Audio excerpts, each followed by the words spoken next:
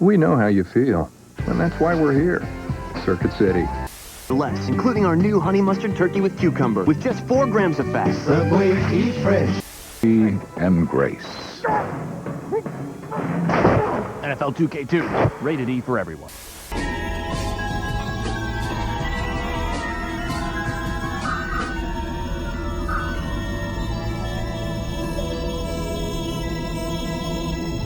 If that didn't just make you feel something, then, man, I'm sorry, but you missed out. Guys, I have a confession to make, and I know this is going to be hard to hear, especially coming from a 3D model of a catgirl with a deep-ass man's voice, but here goes. Anime is kinda cool. Whew, sorry, I need a second. That was a lot to get off my chest. Nah, for real though, the popularity boom that anime has seen in the US in the last 5 to 10 years is an enigma, man. I feel like it came flying out of left field like goddamn truck-coon about to isekai everyone and turn them into weebs.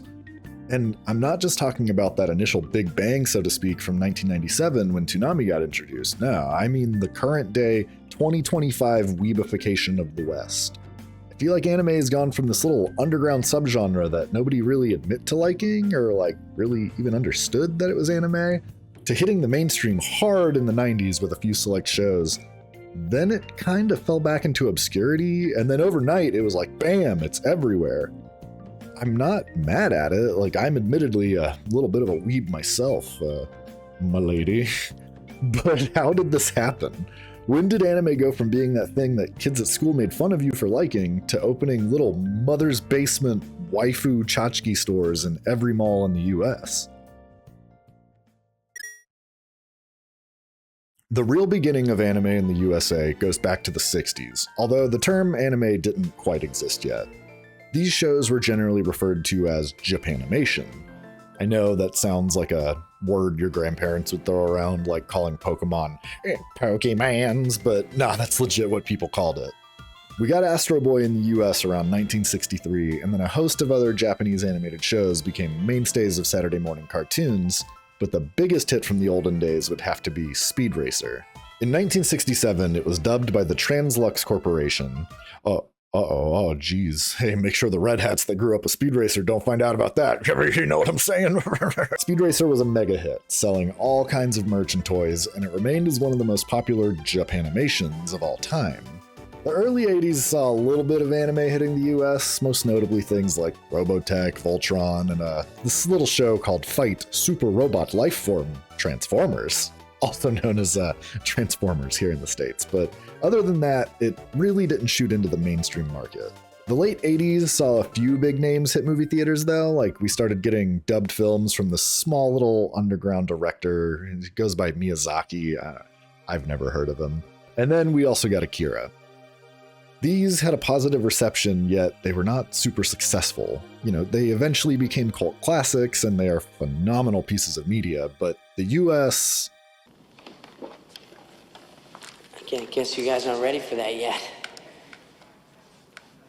But you kids are gonna love it. The 90s is when everything changed. Also, my little dumbass was born, so now I actually have a frame of reference for this stuff.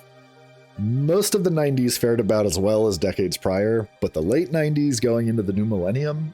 Oh baby. This is when that first great wave off Kanagawa happened, and it all started with a little guy named Tom. Well, technically, it started with a big guy named Moltar, but Tom was a lot cooler and a lot more iconic.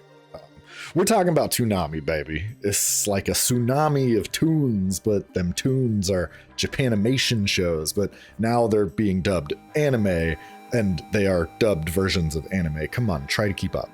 Toonami started in 1997, but the first iteration is known as the Moltar era. It had shows like Thundercats, Johnny Quest, Voltron, and a bunch of old cartoons like Space Ghost and the Herculoids. It really came into its own, though, after Tom took over as the host in 1999. At this point, we have stuff like Sailor Moon, Dragon Ball Z, Gundam Wing, Tenchi Muyo.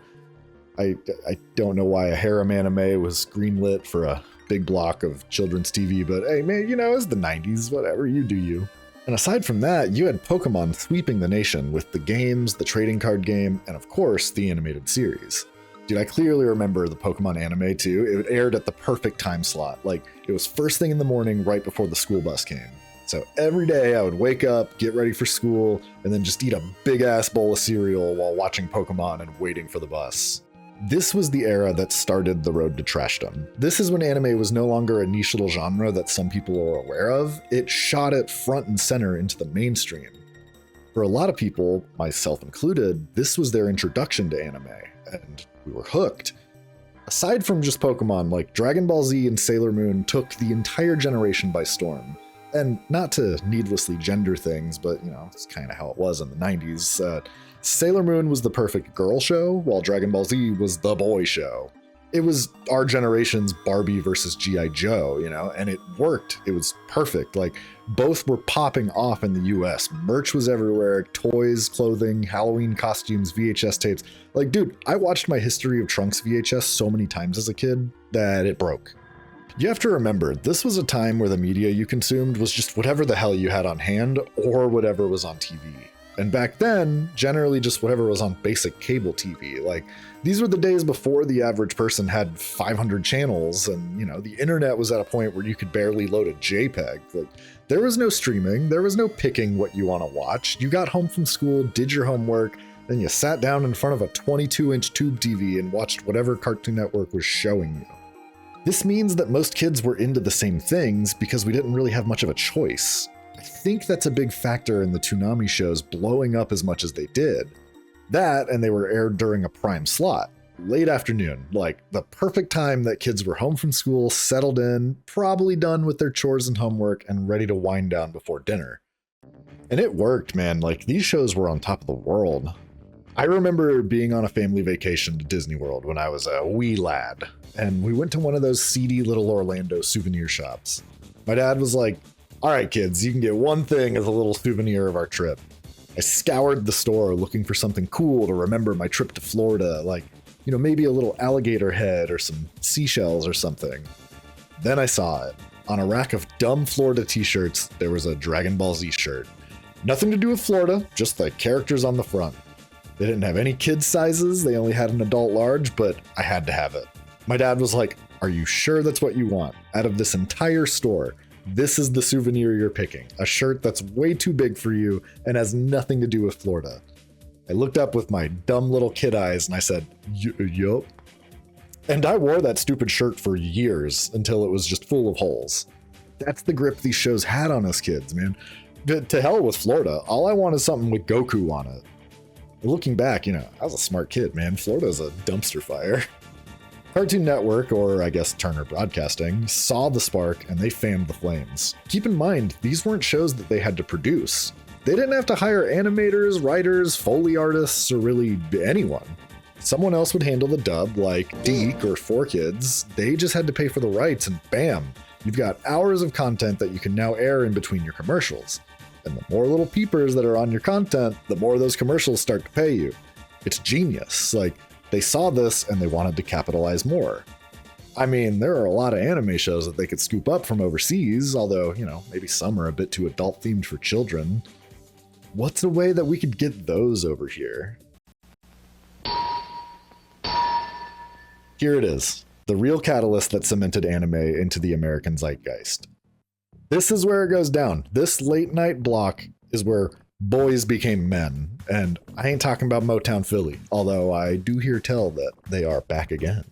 While Toonami was hitting us with Dragon Ball Z, Sailor Moon, Hamtaro, and Gundam Wing, Adult Swim was like, nah, that's kid shit. Here's the real anime.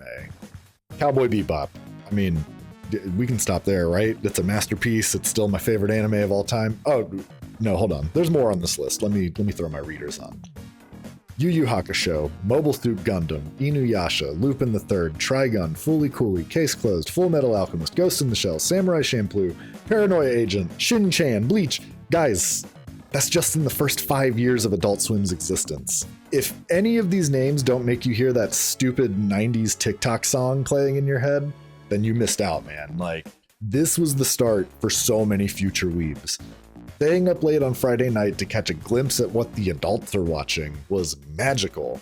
Like, whoa, dude, it's like Dragon Ball Z, but with cussing and blood and stuff. Like, this is way more rad.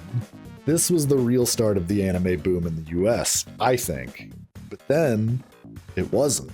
This didn't turn anime into the thriving market in the US that it is today. It helped, it was in our conscious minds now, but you probably weren't gonna see entire mall stores dedicated to weeb shit yet. Nah, it was there, and kids loved it, but then it vanished, at least in my experience. Anime had this sudden shift around like 2005 or so, where it was just for nerds, and you would get made fun of relentlessly if you liked it. People found you doodling your favorite anime characters in class, you were outcast.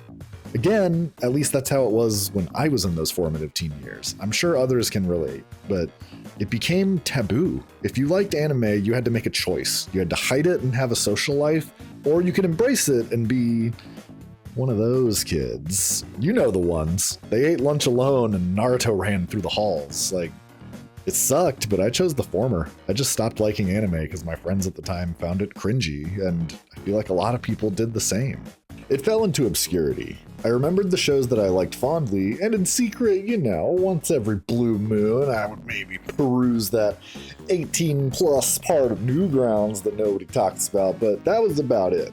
I didn't watch new shows, I didn't rewatch old shows, I just went on with my life, free from the clutches of Japanamation. Middle school came and went, high school came and went, and adulthood started. I still liked some anime-adjacent stuff, like playing the new Pokemon games or Final Fantasy or whatnot, but anime had not graced my TV in years. Maybe the occasional movie, you know, a friend would be like, yo, you gotta watch Akira, or like the Evangelion movies, and I liked them, and they were cool, but that was about it. Until, again, suddenly it wasn't. Suddenly around like 2013, now in my young adult life, I noticed people talking about anime again. Like, a lot.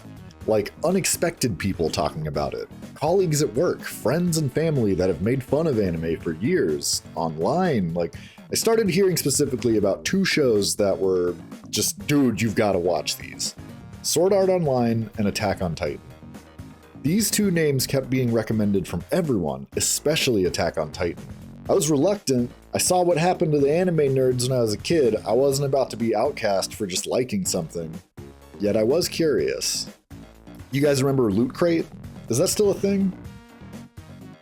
Oh, damn, it is. Oh, good for them. Well, like a lot of irresponsible young adults that drank way too much, I drunkenly signed up for Loot Crates sometime in 2014. And it was fun. Every month was like a little surprise Christmas. Then, March of 2014, my box arrived. Inside was some cringy weeb anime manga shit. Attack on Titan Volume 1. Well, I keep hearing about this show, and now I own Book 1. What the hell, let's give it a read. Oh, damn. Oh my, this is pretty dope. This is right up my alley. This is brutal. Oh, I'm here for it. I couldn't put it down. I read the whole book in one sitting, and like, dude, I need to know what happens next. I laid in bed and found season 1 on my old laptop, and I pressed play. This is good. I see why people are recommending this. I need more. Well, season 2 doesn't come out till 2017, so there was no more. Guess I gotta start buying the manga and reading past season 1. It was a strange feeling. Is anime cool again? Am I allowed to watch and read anime again? Wait a minute. I'm an adult now. I don't care what people think. I'm allowed to like things. Who cares? That was a pretty liberating realization, aside from just anime. It kind of helped reshape my personality and things like my music preferences and stuff like that. Although Attack on Titan was the first anime I sat down and watched after years of pretending it didn't exist, I credit Sword Art Online with getting me back into it. That was the other one I kept hearing people talk about, so clearly it was my next best watch. But how do I find it? Oh, turns out there's a whole streaming platform just for anime. Crunchyroll has an interesting history, and I may do an entire video just about that, but long story short, it started in 2006 as a video pirating website featuring fan subs of anime shows. In 2008, they got some funding from a venture capital firm, and in 2009, they started moving towards legal distribution, removing all of their copyright-infringing content from the platform. By 2014, when I was getting back into anime, it was a legitimate streaming service like Netflix or Hulu. That's big wave number 2, I reckon. Having access to a plethora of anime, both old and simulcast, means more people consuming anime, which also means more people recommending anime to those that don't. It's the same concept as a YouTube channel, man. Like, I could post this video to like the anime subreddit and maybe it would get some clicks. Maybe I'd get a few likes or gain a few subs. But you know what's way more effective? If someone you know and trust recommends it. A friend that knows your taste saying, I think you would like this, means way more than some random doucher on the internet saying, hey, watch this thing I made. And that's what happened with anime. It was back in the mainstream consciousness, which means more people were recommending shows to their friends. That led to more people signing up for Crunchyroll since it was the best way, hands down, to have access to it, and bada bing, anime is now popular again. So that about covers it, right? Wraps it up and puts a nice little bow on it? No, I don't think so. This all explains the history of anime in the US, where it began, where it went, how it faded away, and then rose back from the ashes like a goddamn phoenix, but that wasn't my question. I know I've been talking at you for a hot minute here, but my question wasn't about how it started.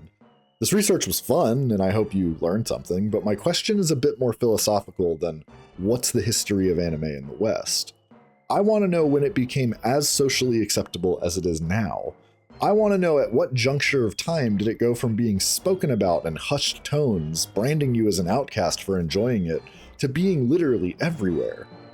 Now you can't leave the house without seeing something anime related. It's on people's cars, and not just Itasha cars, it's now super common to see like a little Megaman face or something peeking at you in traffic.